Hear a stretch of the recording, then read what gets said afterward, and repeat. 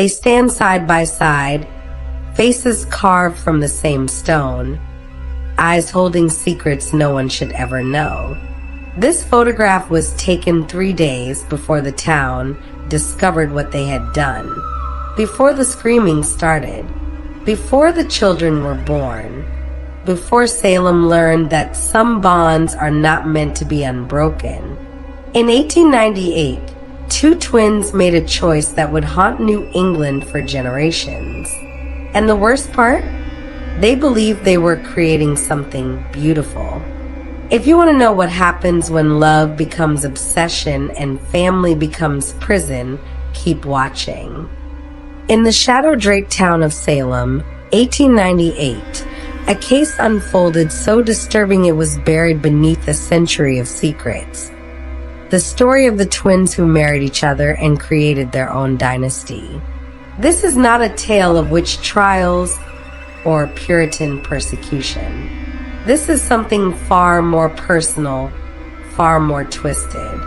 It begins with two children born on the same winter night, their cries echoing through a drafty farmhouse on the edge of town. Elias and Elara Thorne arrived into the world minutes apart, their tiny fingers intertwined, even as the midwife tried to separate them. Their mother died 3 days later, feverish and calling out names no one recognized. Their father, a stern mill worker named Jacob Thorne, raised them alone in a house that smelled of damp wood and sorrow. The twins were inseparable from the start. They spoke in half sentences that only the other could complete. They refused to sleep in separate beds, screaming through the night until Jacob gave up and let them share a single narrow cot. The townspeople whispered, but in Salem, people always whispered. It was a place where shadows felt longer and secrets grew like moss on old stones. By the time Elias and Elara were 7, they had developed their own language, a mix of English and sounds that seemed to come from somewhere deep and old. Their father watched them with growing unease, but he was a practical man who believed that hard work could cure any strangeness. When the twins turned 16, something shifted. Elara's eyes, already an unusual pale gray, seemed to catch light differently, almost like glass. Elias grew tall and thin, his face a mirror of his sister's delicate features. They moved through Salem like two parts of the same shadow, always touching, always aware of each other in ways that made neighbors look away. Their father tried to separate them, finding work for Elias at the mill and arranging for Elara to help at the general store. But every evening, they would find each other, walking home through the darkening streets with their hands clasped tight. Jacob Thorne died in the spring of 1897, crushed beneath a fallen beam at the mill. The twins inherited the small farmhouse and the few dollars in his account. They stood at his grave without tears, their faces blank as winter stone. Within a week, they had withdrawn from the world entirely. The farmhouse windows went dark. Deliveries of food and supplies were left on the porch and collected only after the delivery boy had long since gone. Months passed. A full year went by. Then, in the autumn of 1898, a traveling preacher arrived in Salem, looking for lodging and offering to perform marriages, baptisms, and blessings for a small fee. Elias and Elara emerged from their house for the first time in over a year. They approached the preacher with a single request. They wanted to be married to each other. The preacher, a man named Reverend Silas Catchpole, thought it was a joke at first. He laughed, his belly shaking beneath his worn vest, until he saw their faces.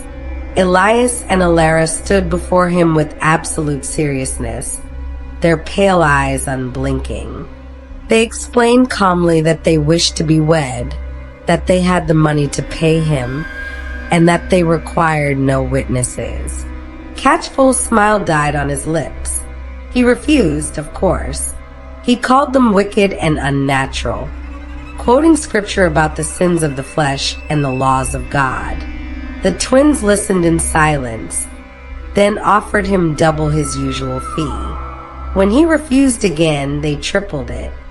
Catchpole was not a good man, and he was desperately poor. His resolve crumbled like old bread. The ceremony took place in the farmhouse parlor at midnight. No candles were lit except for two that Elara placed on the mantel.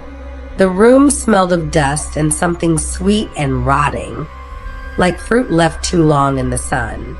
Reverend Catchpole spoke the words quickly, stumbling over the vows, his hands shaking as he accepted the money.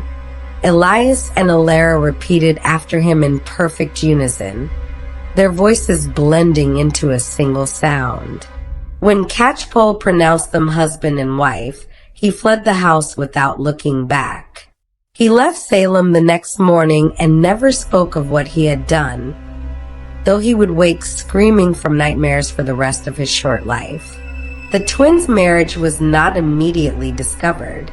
They lived quietly, growing vegetables in their garden and raising chickens in a small coop behind the house.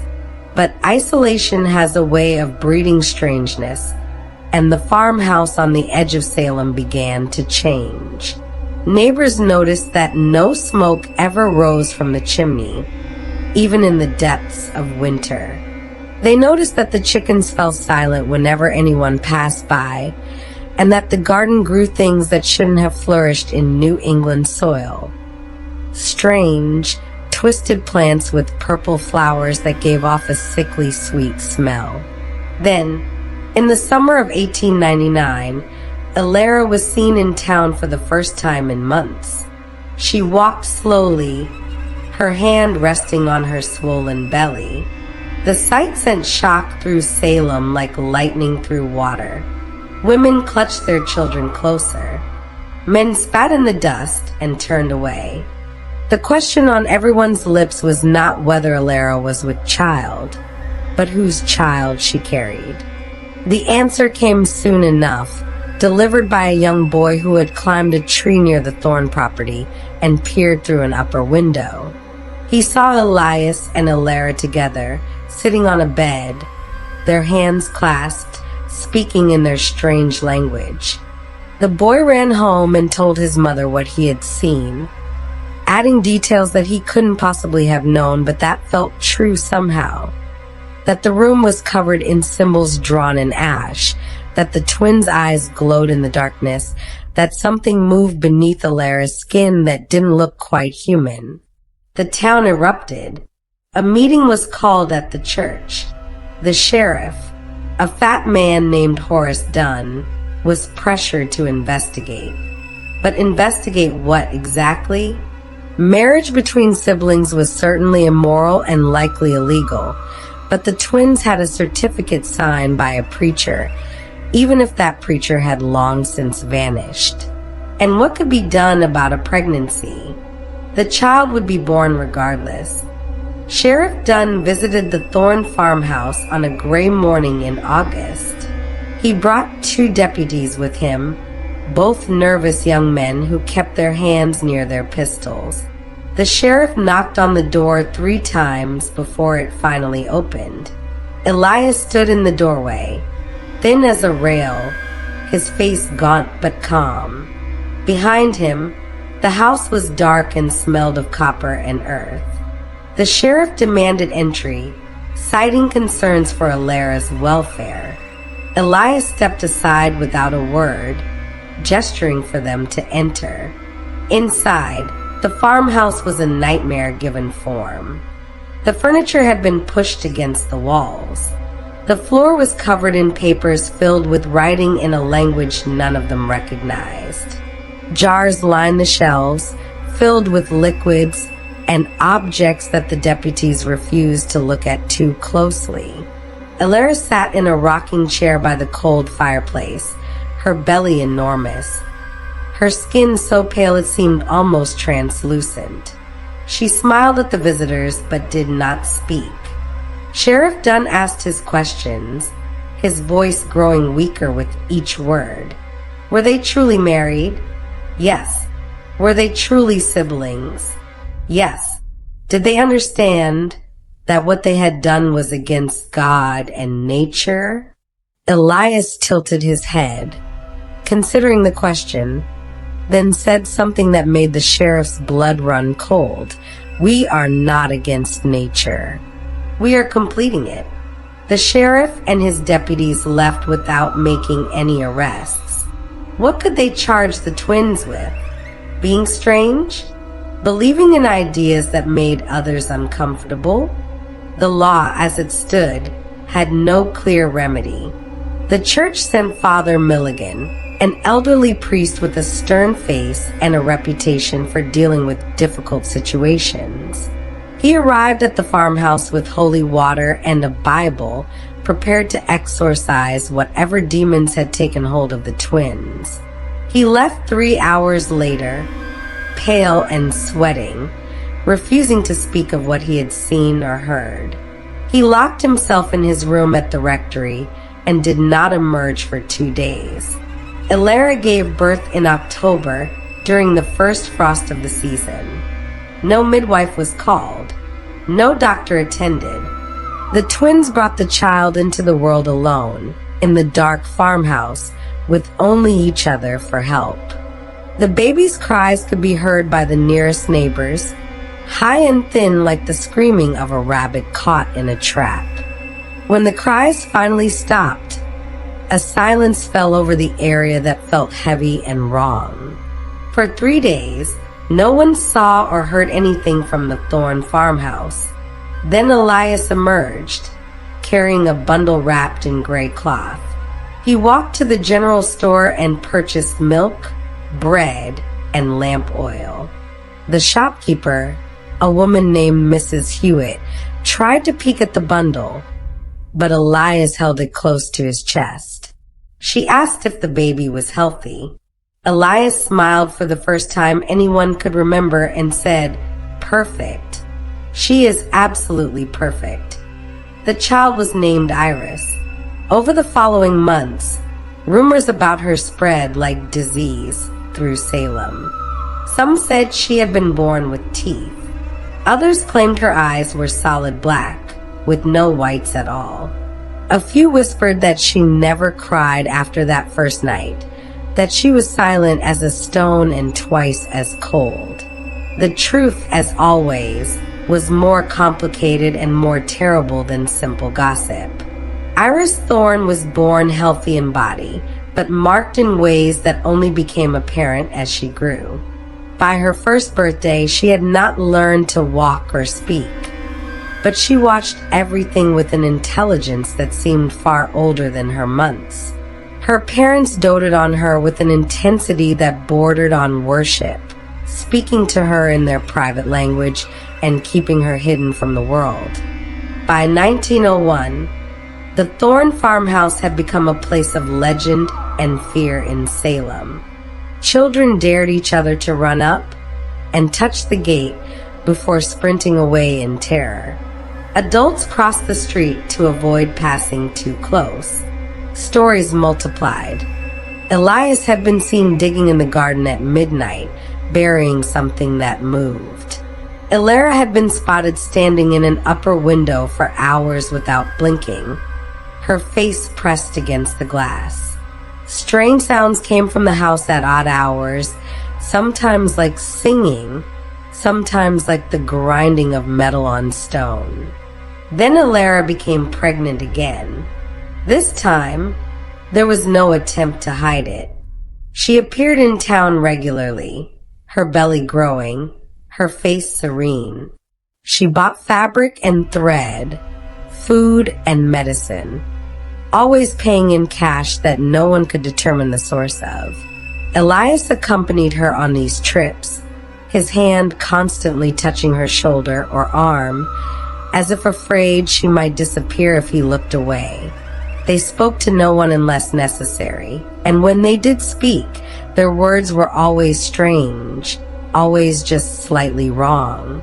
"We are grateful for your continued tolerance," Elias said to the shopkeeper one day, as if Salem had a choice in the matter. The second child, a boy named Asher, was born in 1902. His arrival brought renewed attention from the authorities. A judge from Boston, having heard rumors of the situation, sent a letter to Sheriff Dunn demanding an investigation into the welfare of the children. Dunn, older now and weaker, organized another visit to the farmhouse. This time, he brought a doctor and a representative from the state child welfare office, a thin woman named Miss Carroway who carried a leather folder and a permanent expression of disapproval. What they found disturbed them, though not in the ways they expected. The house, while strange, was clean. The children, while quiet, appeared physically healthy. Iris, now nearly 3, sat in a corner drawing pictures on paper with charcoal. The pictures showed things that a child her age shouldn't understand. Detailed anatomical drawings, symbols that resembled ancient languages, maps of places that didn't exist. Asher, just months old, lay in a cradle that Elias had carved with elaborate patterns that hurt to look at too long. Miss Carroway attempted to interview Elara about the children's care and education. Elara answered every question perfectly, describing routines and meals and developmental milestones with the precision of a medical text. But her eyes remained distant, as if she were reciting something memorized long ago. The doctor examined both children and found nothing physically wrong with them, though he noted in his report that Iris had an unusual awareness and that Asher's eyes followed movement with unnatural precision for an infant. He recommended that the family be monitored, but saw no legal basis for removing the children. Miss Carroway disagreed violently, arguing that the circumstances of their birth and the strangeness of their parents constituted sufficient cause for intervention. But the law was clear. Without evidence of abuse or neglect, the state had no authority to separate families, no matter how disturbing they might be. The visits became regular after that.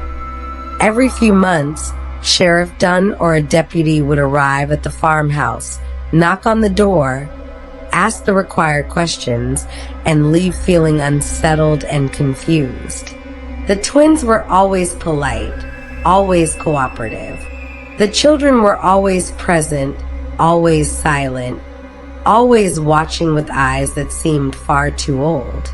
Years passed this way.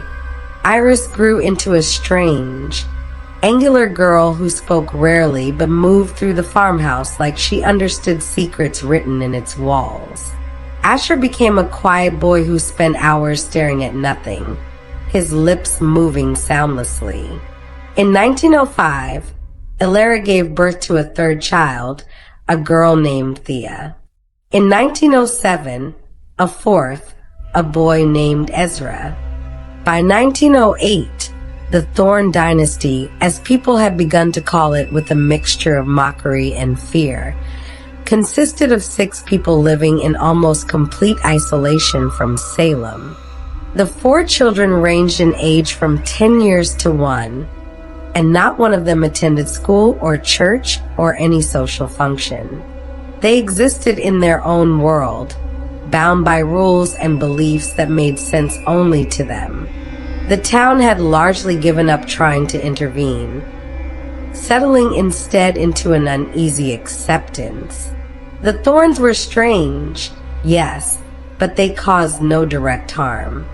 They paid their bills when they had to, stayed on their property, and asked nothing of anyone. But isolation breeds its own kind of poison.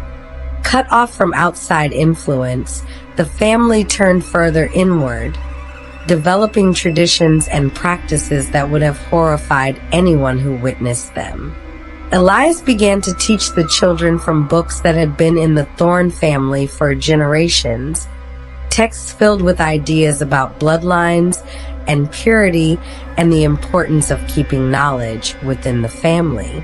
He spoke of dynasties that had ruled ancient lands, of families so devoted to their own excellence that they refused to dilute themselves with outsiders.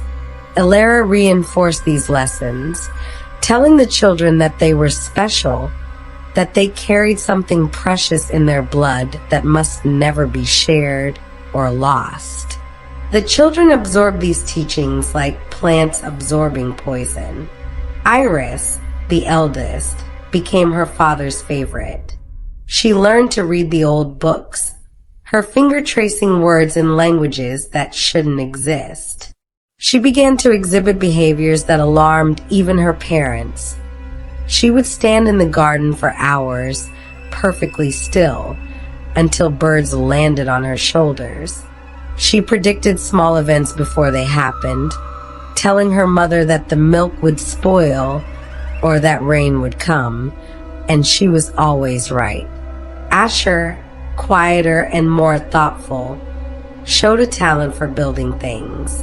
He constructed elaborate structures from wood and wire, models of buildings and machines that seemed to serve no purpose, but were built with incredible precision. Thea and Ezra, the youngest, grew up knowing nothing but the farmhouse and their family. They had never played with other children, never attended a birthday party, never experienced the world beyond their property line. To them, this was normal. Their parents were not just mother and father, but also uncle and aunt, creating a family tree that looped back on itself in ways that made outsiders queasy to contemplate. The children called this the circle, a term Elias had taught them. Everything returns to itself. Everything completes itself. The family is the circle, and the circle must remain unbroken. Strange incidents began to occur with increasing frequency. A neighbor's dog disappeared after barking too long near the Thorne property. It was found 3 days later, alive but changed, refusing to make any sound and flinching away from its owner's touch. A traveling salesman stopped at the farmhouse to offer his wares and left running, his case abandoned on the porch. He told people in town that the children had looked at him like they could see through his clothes, through his skin, down to his thoughts. A young woman, curious and brave, tried to befriend Iris by waiting near the property line with gifts of candy and ribbons. Iris accepted the gifts politely, then told the young woman the exact date she would die. The young woman fled and refused to speak of it, but those who knew her noticed she had started putting her affairs in order. The church made one final attempt to reach the family in 1909. A new young priest, Father Donnelly, arrived in Salem full of energy and conviction. He believed that every soul could be saved, that no one was beyond redemption. He approached the Thorne farmhouse with a Bible and a heart full of hope. Elias and Elara received him graciously, inviting him into their parlor. The children gathered around, sitting on the floor in a perfect circle, their hands clasped. Father Donnelly began to speak about salvation and grace, about the love of God and the path to righteousness. The twins listened politely. The children never looked away from him. When he finished, Elias thanked him for his concern and asked if he would like to see what they had learned. Before Father Donnelly could answer, the children began to recite something in unison. The words the children spoke were not in English, nor in any language Father Donnelly recognized. But he understood them anyway, feeling their meaning like ice water poured into his skull. They spoke of cycles and circles, of blood calling to blood, of families that transcend time and law. They spoke of a dynasty that would outlast nations, that would continue long after Salem had crumbled to dust. When they finished, They smiled at him with identical expressions, and Father Donnelly understood that he was looking at something that had moved beyond human. He left the farmhouse and Salem the same day, requesting an immediate transfer to any parish as far away as possible. The breaking point came in the winter of 1910. Iris, now 12, announced to her parents that she understood her purpose. She was the eldest, the first, the one who would carry the circle forward. She spoke with a certainty that chilled even Elias and Elara, explaining that when she came of age, she would follow in their footsteps. Asher, she said, was meant to be her partner, just as their parents were partners. The dynasty would continue through them and through their children, and on until the bloodline achieved whatever perfection it was reaching for. Elara began to cry, though whether from joy or horror, no one could tell. Elias simply nodded, as if he had always known this would happen. But something inside Elara broke that night. Perhaps it was seeing her daughter transformed into a mirror of herself, or perhaps it was the sudden clarity of what they had created. She waited until everyone slept, then gathered the youngest children, Thea and Ezra, and fled the farmhouse in the dark. She made it as far as the church before collapsing on the steps. The children huddled against her. Father Milligan, the old priest who had visited years ago, found them at dawn.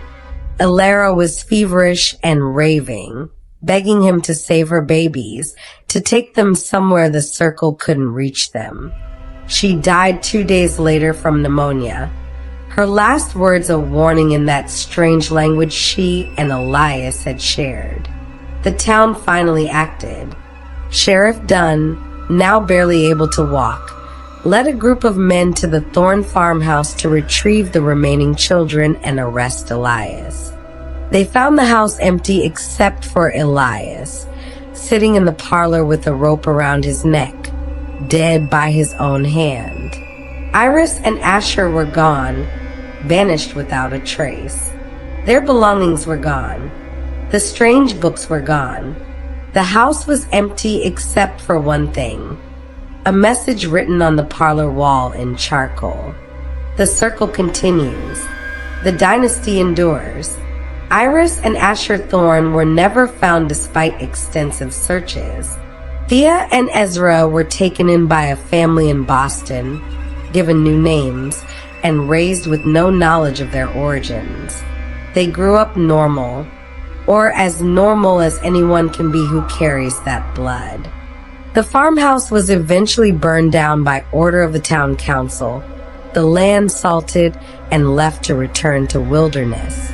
Salem tried to forget the Thornes, burying the story beneath layers of silence and deliberate forgetting. But in the decades that followed, rumors persisted. Reports of a young couple matching Iris and Asher's description appeared in towns across New England, always using different names, always moving on before anyone looked too closely. Some said they had children of their own, continuing the dynasty in secret. Others claimed the whole thing was exaggerated, that the twins had simply run away and died somewhere forgotten. But those who were there, who saw the children's eyes and heard them speak, who felt the wrongness that hung over that farmhouse like fog, they knew the truth. Some circles, once started, cannot be broken. Some bloodlines carry their own momentum, rolling forward through time regardless of law or morality or human revulsion. The case of Elias and Elara Thorne stands as a reminder that the darkest things in this world are not monsters or demons, but the choices human beings make when they decide that their desires matter more than natural law. It shows us that isolation can transform devotion into obsession, and that obsession, given enough time and space, can create its own twisted reality. Salem had seen witches and trials and all manner of persecution, but the Thornes were something different. They were not victims of superstition, but architects of their own dark kingdom. And that kingdom, that dynasty, may still be out there somewhere, circling back on itself, waiting for the world to forget before emerging once again. Subscribe to hear more stories that history tried to bury, because sometimes the truth is more disturbing than any fiction.